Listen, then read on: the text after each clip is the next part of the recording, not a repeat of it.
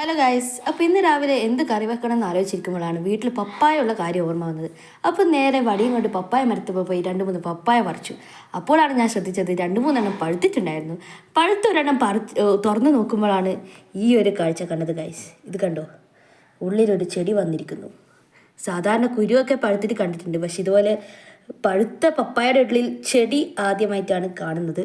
അപ്പോൾ സാധാരണ നമ്മൾ ഈ മറ്റേ പയറിനൊക്കെ ഇങ്ങനെ വരുമ്പോൾ നമ്മൾ സ്പ്രൗട്ടിങ് എന്നാണ് പറയുക, ഇതിനും സ്പ്രൗട്ടിങ് എന്നാണ് പറയുന്നത് വിശ്വാസം. പക്ഷെ വേറെ എന്തെങ്കിലും പേരുണ്ടെങ്കിൽ നിങ്ങൾ കമൻറ്റ് ബോക്സിൽ അറിയിക്കുക.